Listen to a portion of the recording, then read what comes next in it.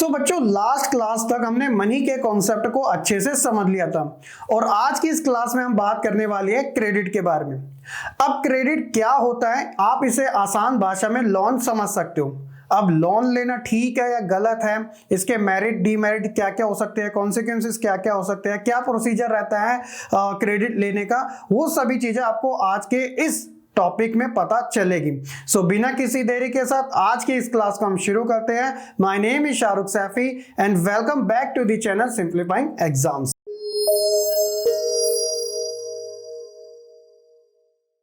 बच्चों जैसा कि मैंने आपको बताया क्रेडिट के बारे में, जिसे हम आसान भाषा में लोन समझ सकते हो, अगर इसको डिफाइन करना हो तो कितने इजी तरीके से हम इसे डिफाइन कर सकते हैं। जैसे कि इसमें बात की गई है कि it refer to an agreement in which the lender supply the borrower money, goods and service in return of promises of future repayment. कहने का मतलब यही है कि एक तरीके का ये एग्रीमेंट होता है, जो होता है देने वाला जो कि सप्लायर होता है और लेने वाला बोरोवर होता है, यानी कि ऋणदाता या कर्जदाता होता है ना।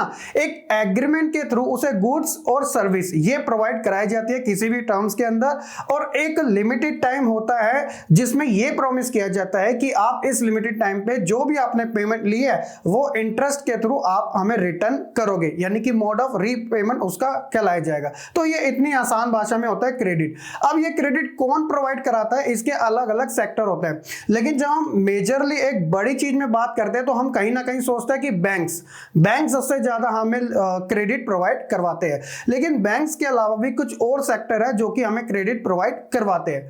अब सवाल तो बाद में हम ये करेंगे कि ये जो प्रोसीजर होता है वो कैसा रहता है, लेकिन उससे पहले एक हम स्टार्टिंग में ये समझने की कोशिश करते हैं कि क्रेडिट लेना सही होता है या फिर गलत होता है।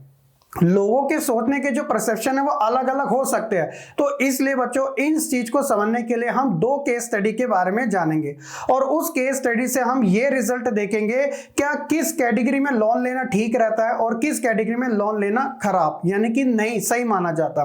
तो ऐसी सिचुएशन में बच्चों जब आप अपनी एनसीईआरटी बुक देते हो तो उसके अंदर आपको दो चीजें देखने को मिलती है। एक आपको देखने को मिलेगा फेस्टिवल सीजन के बारे में, जिसमें एक जिक्र आता है एक मैन्युफैक्चरर का जिसका नाम है सलीम। तो सलीम के बारे में सबसे पहले हम केस स्टडी में समझेंगे क्या लोन जो है वो लेना ठीक है या फिर गलत। अब सलीम एक मैन्युफैक्चरर है शू का, उसके पास एक बड़े शहर से एक मर्चेंट यानी व्यापारी का ऑर्डर आता है कि उसे मंथ के बेसिस पे 3000 शूज चाहिए। अब इतने लिमिटेड टाइम में उसको 3000 पेयर में वो भी शूज देने हैं, तो ऐसी सिचुएशन में सलीम क्या कर रहा है यहाँ पे कि वो अपने साथ थोड़े वर्कर ज्यादा ले लेता है। अब वर्कर ज्यादा ले लेता है तो इसे लेबर डिवीजन कहते हैं। लेबर डिवीजन जब एक ही चीज को एक से ज्यादा लोग काम करते हैं तो वहां पे जो लेबर होता है वो डिवीजन कहलाया जाता है, ठीक है। अब सलीम अपने साथ रखता है ताकि टाइम के अकॉर्डिंग जो उसका ऑर्डर है वो कंप्लीट हो सके। ऐसी सिचुएशन में उसे रॉ मटेरियल की आवश्यकता पड़ती है और वो रॉ मटेरियल लेने के लिए एक लेदर कंपनी से इस प्रॉमिस पे लेदर लेता है कि वो काम होने के बाद पेमेंट क्या कर देगा, उसे पूरी कर देगा। तो जो एक कोलैब होता है दोनों के बीच में हो जाता है, लेदर कंपनी से उसे लेदर मिल जाता है ताकि वो अपने शू टाइम पे बना सके। दूसरा जो रिसोर्स है वो ये यूज करता है कि जहां से उसे ऑर्डर आता है उस मर्चेंट से वो एडवांस में 1000 जो शू होते हैं उन पेयर की वो क्या ले लेता है, पहले से एडवांस पेमेंट ले लेता है। अब ऐसी सिचुएशन में क्या होता है कि अभी सलीम ने कोई भी वर्क पूरा नहीं किया और उसने दो रिसोर्सेज से ऑटोमेटिकली लोन ले लिए। अब उसे उतारना भी है, टाइम के अकॉर्डिंग पूरा भी करना है। तो एंड ऑफ द मंथ क्या रिजल्ट निकल के आता है बच्चों कि जो सलीम है वो 3000 पेयर के जो शूज होता है वो कंप्लीट कर देता है, ऑर्डर डिलीवर कर देता है, यानी कि व्यापारी जो होता है उसे ऑर्डर मिल जाता है और लेदर कंपनी से लिया हुआ एडवांस का जो भी लेदर होता है उसकी भी वो पूरी पेमेंट कर देता है। तो आप देखोगे कि सलीम का एंड ऑफ द रिजल्ट क्या होता है, पॉजिटिव वे में निकलता है। तो जो उसने डिसीजन लिया था लोन लेने का, एडवांस में पेमेंट लेने का, वो वहां पर क्या निकलता है, पॉजिटिव निकलता है। अब हम सोचेंगे कि ठीक है भाई क्रेडिट तो अच्छी चीज है कि भैया इमरजेंसी में पैसे की नीड होती है और उससे हमारे काम भी निकल जाते हैं, लेकिन बच्चों जैसे कि एक ही सिक्के के दो पहलू होते हैं ना, तो यहां पर भी हमें क्रेडिट की दूसरी सिचुएशन को समझना भी जरूरी है। अब उस सिचुएशन को हम बात करेंगे स्वप्ना से रिलेटेड। तो बच्चों अब बात आती है स्वप्ना की, जो कि एक स्मॉल फार्मर है। आप देखोगे कि इनके बारे में अगर आप पढ़ोगे तो ये क्या करती है कि इनका एक लैंड है 3 एकड़ का, ठीक है। तो उसमें वो क्या करना चाहते हैं, ग्राउंड नट की जो फसल है उसे ग्रो करना चाहते हैं, जिसे मूंगफली कहते हैं। अब उसके लिए वो क्या करती है कि ज्यादातर वो एक तरीके से मनी लेंडर से उधार ले लेती है, यानी कि उससे एक तरीके से जो पैसे होते हैं वो लोन पे ले लेती है, ठीक है, इस उम्मीद में कि जो उसकी क्रॉप है, जो कल्टीवेशन वो कर रही है, उसको उसका रिजल्ट अच्छा मिलेगा, प्रॉफिट होगा, और जो उसने लोन लिया है वो टाइम पे उतार भी देगी। लेकिन स्वप्ना के साथ प्रॉब्लम ये हो जाती है बच्चों कि जो पेट्स होते हैं, यानी कि जो कीटनाशक होते हैं, वो उनकी फसल में फैल जाते हैं, और उसके लिए वो स्प्रे भी छिड़कती है, बट उससे इतना ज्यादा रिजल्ट नहीं निकल पाता, और एंड ऑफ द टाइम क्या होता है कि वो जो क्रॉप्स होती है वो खराब हो जाती है ना, और इससे उनको लॉस हो जाता है। और नेक्स्ट ईयर स्वप्ना दोबारा से मनी लेंडर से क्या करते हैं, लोन लेती हैं, लेकिन अब की बार उनका जो कल्टीवेशन होता है वो ठीक ठाक हो जाता है, जिससे अर्निंग इतनी तो नहीं होती लेकिन हो जाती है। But end of the time इनके साथ रिजल्ट ये निकल कर आता है कि जब इनको बात आती है अपने, इन्होंने जो कर्जा लिया, जो लोन लिया होता है मनी लेंडर से, उसे दोबारा से लौटाने की, तो इन्हें कहीं ना कहीं अपना जो लैंड का कुछ जो पीस है, जो टुकड़ा है, उसे बेचना पड़ता है ताकि वो जो लोन की रकम है वो उतार सके। अब आप बताइएगा, जब हम सलीम से पूछेंगे कि क्या लोन लेना ठीक है, तो वो तो यही बताएंगे ऑब्वियसली ये ठीक चीज है, लेकिन जब बात आएगी स्वप्ना की, तो हाँ वो क्या बताएंगी कि लोन उनके लिए तो बिल्कुल भी ठीक नहीं है, कि वो इस चीज को रिकमेंडेड भी नहीं करेगी।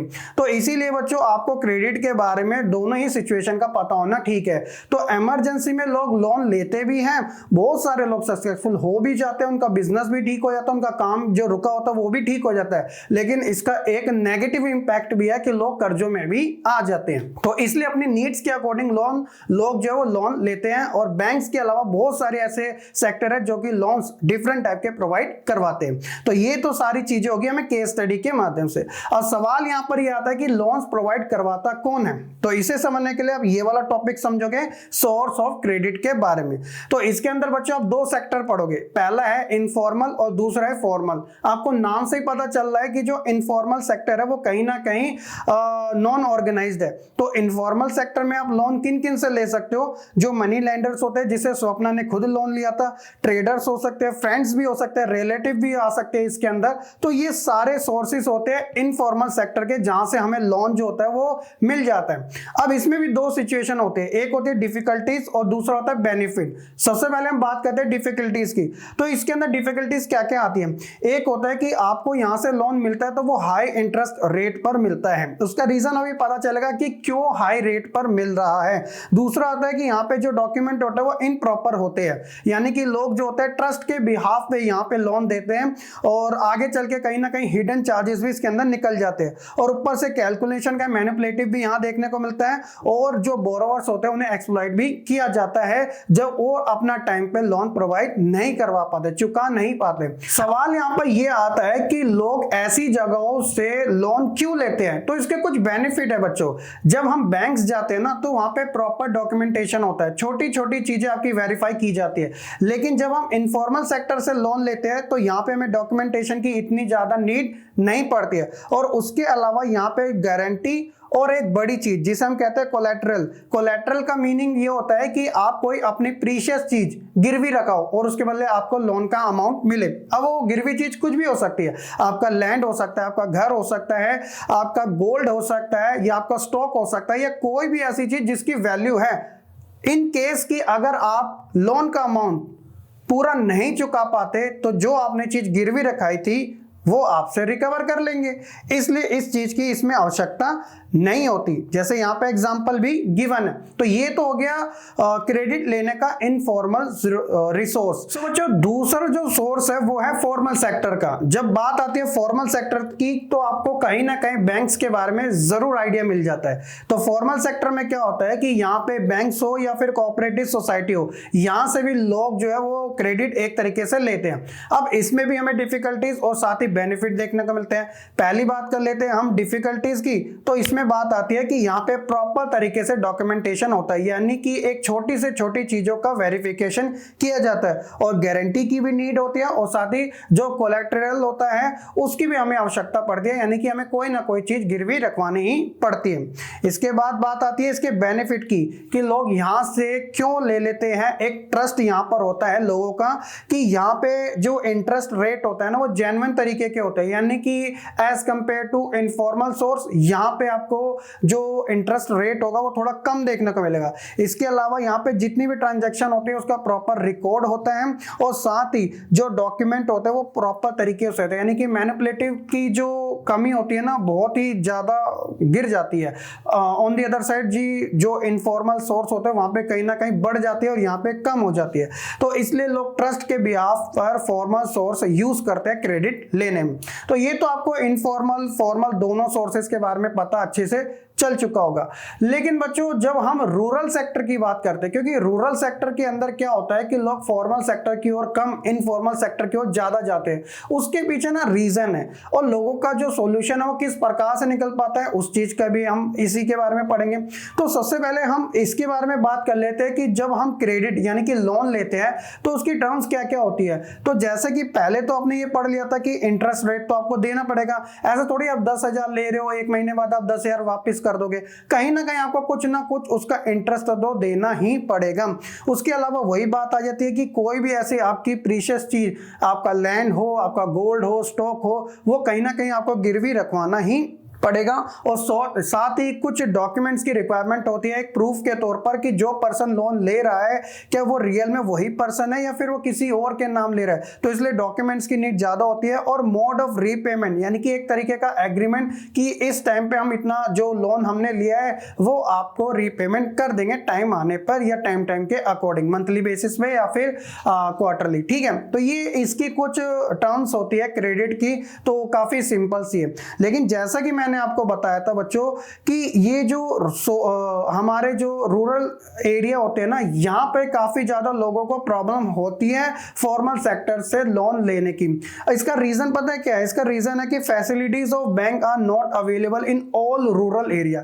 सभी गांव के अंदर आपको बैंक्स की फैसिलिटी नहीं देखने को मिलती है। So the poor dependent on informal sector. इसी वजह से जो ग्रामीण लोग होते हैं वो ज्यादा इनफॉर्मल सेक्टर के ऊपर डिपेंड करते हैं उधार लेने में। और साथ ही poor have to pay high rate of interest to the money lender. इसी कारण क्या होता है, मनी लेंडर एक ट्रस्ट के बिहाफ पर लोन देता है तो इनको ज्यादा से ज्यादा लोन पे करना पड़ता है इंटरेस्ट के साथ। और साथ ही it is difficult to borrow loan from bank, क्योंकि बैंक तो प्रॉपर डॉक्यूमेंटेशन करता है तभी लोन प्रोवाइड करता है, because of the absence of the collateral and documents. अगर लोगों के पास डॉक्यूमेंट नहीं हो पाते प्रॉपर तरीके से तो ऐसी सिचुएशन में लोग तभी मनी लेंडर के पास जाते हैं। इनफॉर्मल लेंडर जो होते हैं, जो मनी लेंडर होते हैं, वो क्या करते हैं without any colorectal because personally new the borrowers. वो जानते हैं पर्सनली बोरोवर्स को, इसलिए वो विदाउट एनी डॉक्यूमेंटेशन उन्हें लोन भी प्रोवाइड करवा देते हैं। तो यही एक रीजन है कि लोग जो है वो इनफॉर्मल सेक्टर के ऊपर अपना ट्रस्ट ज्यादा रखते हैं।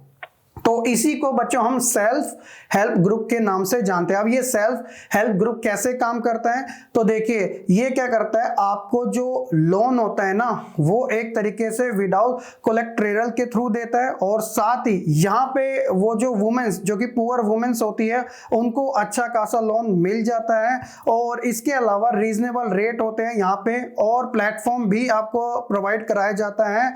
और यहाँ पे आपको सेविंग्स के अलग अलग मेंबर भी होते हैं। मेंबर की जो क्वांटिटी होती है वो आप मान लीजिएगा 15-20 के आसपास होती है। अब ये किस तरीके से काम करते हैं, ये कोऑपरेटिव तरीके से काम करते हैं। इसमें होता क्या है कि एक organisation constitute to collect the saving of the poor. ये सभी से क्या करते हैं, छोटी छोटी सेविंग कलेक्ट करते हैं पुअर से, जिसे सेल्फ हेल्प ग्रुप के नाम से जाना जाता है। ये एम क्या करती है कि जो लोन होते हैं वो लेस रेट पे प्रोवाइड करवाती है। और साथ ही इसके जो मेंबर होते हैं 15-20 के आसपास होते हैं, और हर एक मेंबर से कुछ ना कुछ अमाउंट कलेक्ट किया जाता है ताकि एक बड़े लेवल पे उन लोगों को लोन प्रोवाइड कराया जा सके ताकि जिनको सबसे ज्यादा इमरजेंसी में उसकी नीड है। क्योंकि मनी लेंडर तो बच्चों ज्यादा रेट ले गई, लेकिन ये जो सेल्फ हेल्प ग्रुप होता है SHG, ये क्या करता है पुअर्स के लिए एक तरीके से अच्छा काम करता है ताकि उन्हें कम से कम इंटरेस्ट रेट पे जो लोन है, क्रेडिट है, वो प्रोवाइड करवा सके। तो ये एक सिंपल सा मेथड था, कॉन्सेप्ट कॉन्सेप्ट था क्रेडिट के बारे में, होप सो कि आप अच्छे तरीके से समझ चुके होंगे कि जो क्रेडिट है वो किसे कहा जाता है और इसके बेनिफिट या फिर आप मेरिट कह लीजिएगा, डीमेरिट्स कह लीजिएगा, क्या क्या होते हैं और इसके टर्म्स क्या क्या है, और साथ ही SHG ये जो ग्रुप होता है वो किस तरीके से वर्क करता है। तो यही है हमारा एक मिनी सा टॉपिक क्रेडिट के बारे में, और ये दोनों ही टॉपिक कवर होते हैं हमारे मनी एंड क्रेडिट वाले लेसन में। होप सो कि बच्चों आपको ये वीडियो पसंद आई होगी, और स्टिल अगर कोई डाउट है तो आप कमेंट सेक्शन में जरूर मेंशन कर सकते हैं। बाकी हम अपने नेक्स्ट चैप्टर में मिलेंगे, और वीडियो पसंद आए तो लाइक कमेंट शेयर करने के साथ चैनल को सब्सक्राइब करना बिल्कुल ना भूलिएगा।